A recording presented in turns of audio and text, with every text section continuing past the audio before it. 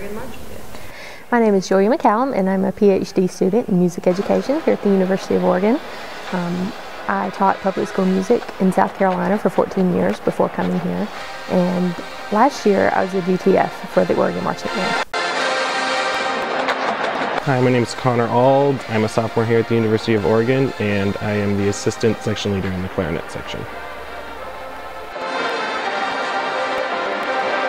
My name is Melinda McConnell. I'm a senior at the University of Oregon. I'm 22 years old, and I am the Oregon Athletic Bands Council president. I think it was 2 months ago in a athletic band council meeting. Our president, Melinda McConnell, kind of briefly told us that it looked like there was a chance that there would be some kind of defund. I first heard about the change in funding right before winter break from our band director. He just pulled me into his office, told me what was going on, to start, keep that in my mind, but not really start taking any action yet. He was copied on an email that originally went to the athletics director from the ASUO saying that they wanted to fully defund the band. I heard about the cuts in the ASUO funding to the Oregon Marching Band a few weeks before the meeting with the ASUO, and I heard it from some of the students who were current members of the band. And then a couple meetings later we were told that the DFC in their benchmark hearing had recommended a full defund, and that's when the whole thing really started gearing up. I'm Greg Mills. I am a senior accounting major, and I am the finance director for the ASUO. It's kind of a complicated issue of fundamentally how should our public student dollars be spent. And a lot of student government officials feel that money spent for travel to athletic events should be provided for by the athletic department, and money spent on recruitment events should be spent by enrollment services, and that incidental fee money should only be spent on current students and current campus issues, money spent on campus. The main effect that any amount of defund would have on the band is the size of the band. Our current budget works to operate with 250 band members, but this last year we had between 230 and 240 band members, so we're nearing that cap. Every year we bring in about 100 new freshmen to the band.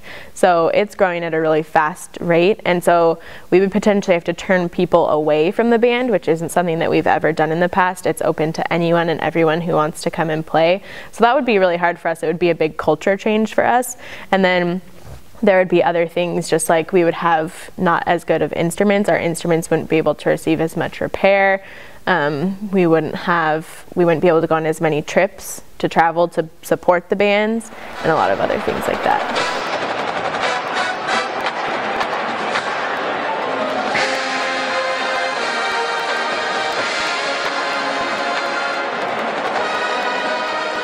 I think our head drum major, he put it really well in the OAB meeting. There were flyers up all around campus saying that they had $150,000 in overrealized funds to spend, come to the budget hearing, give us your big idea. And he pointed at all the band members and he said this was his big idea. I really wanted to get the word out to people who maybe don't necessarily know that this ASUO has a part in funding the band. And I wanted people to hear about that, and so I posted things on Facebook. I read letters that were posted in the Daily Emerald and on Facebook. So I think that the student government at the University of Oregon is really unique from all the other student governments across the country, in that we easily have the most autonomous student voice, and we have one of the largest student budgets of any student government. So I do feel like generally the students have a say. I just don't think that every student knows that they have that say. It was only me and I think maybe 20 people who were actually on Twitter and on Facebook writing on the ASUO's wall and stuff, and they were pretty quick in responding. It wasn't the desired response. Obviously they didn't say that they were going to fully fund us, but I was pleasantly surprised by how responsive the ASUO was via social media. Well, definitely the showing of support at that DFC meeting was really crucial. That really showed how much Oregon Marching Band cares. How much it did to dissuade those opinions on the fundamental issues of where the IFE dollars were being spent, I can't speak for the other DFC members. I know that personally I still believe that we have those fundamental issues.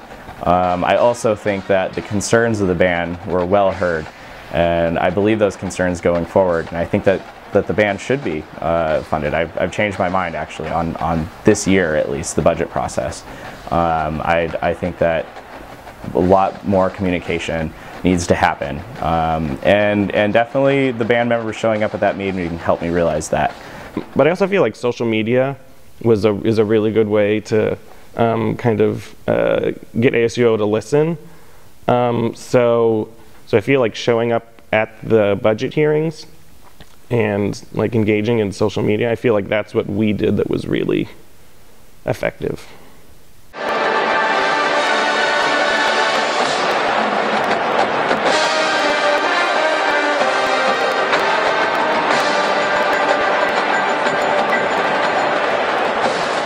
For a student to get more involved in the ASUO, interning is a great way.